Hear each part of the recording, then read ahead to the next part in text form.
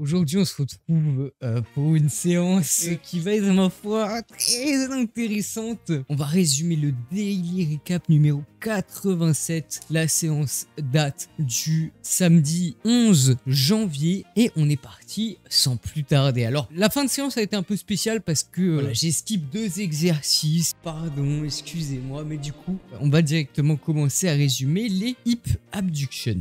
Et du coup, sur les abductions de hanches, j'ai fait uniquement 2 séries, avec une première série en amplitude partielle, du pin 1 au pin 4, mais comme d'habitude, vous pouvez pas vraiment vous représenter. Mais du coup, cette première série, je l'ai faite avec 61,8 kg et j'ai fait 3 répétitions, soit un petit PR plus 500 grammes. Elle était quand même assez compliquée hein, pour un PR assez petit quand même. Et forcément la sollicitation est pas la même, donc pourquoi pas d'ailleurs refaire des drop sets de style d'exécution. Ça fait un petit moment que j'en ai pas fait. Voilà, je mets quelques idées par-ci par-là. Et du coup en deuxième série j'ai fait une série en full ROM à 42,8 kg et cette fois-ci j'ai fait 6 répétitions, soit un PR plus 500 grammes aussi. Globalement j'étais pas non plus à mon prime en termes en abduction de hanches, mais ça fait des petites prises de données assez sympas. Ensuite sur le extension, donc le extension comme vous le savez on est only double posé pour le moment puisque c'est la variante la plus pertinente pour moi en ce moment et on a des très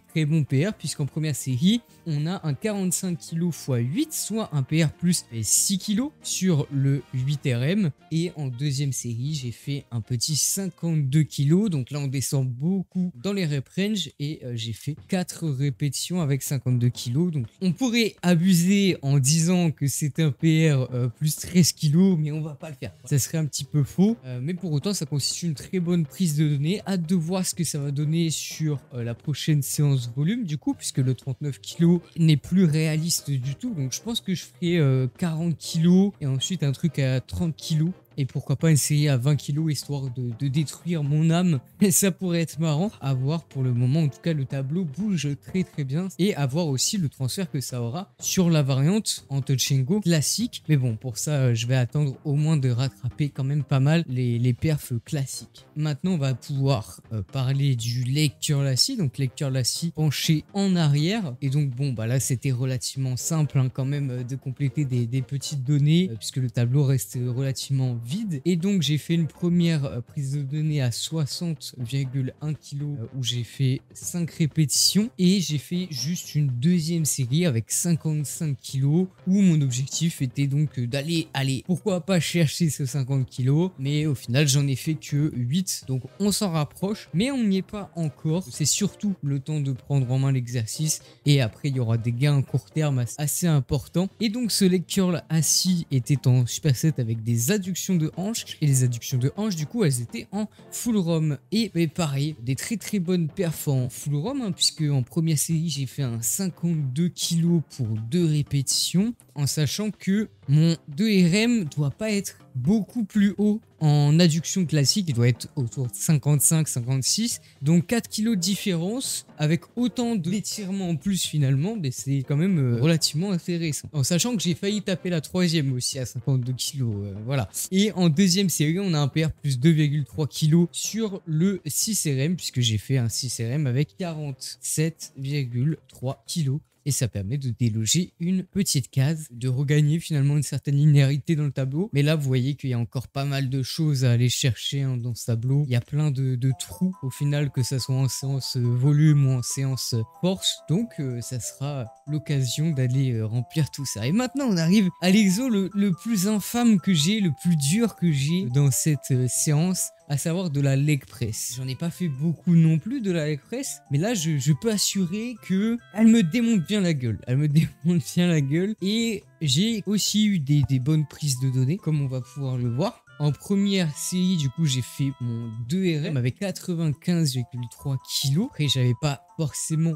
de quoi comparer pour le moment, mais au moins, ça me permet de prendre cette petite donnée-là. En deuxième série, j'ai fait mon 7RM, donc 7RM avec 86 kg. Encore une fois, même problématique, j'avais pas vraiment de quoi comparer, ce qui est normal, hein. C'est un nouvel exercice. Et finalement, en dernière série, avec 76,1 kg, j'ai fait un petit PR plus 500 grammes en 3 jours et ça permet de déloger une petite case et on verra bien surtout ce que ça donne durant la prochaine séance, puisque la prochaine séance là je vais pouvoir m'attaquer à ces rep range là en ayant un peu plus de performance auxquelles me comparer et évidemment continuer d'ouvrir mon tableau étant donné qu'on sera encore une fois sur une séance volume. Et maintenant on arrive au plus croustillant je pense.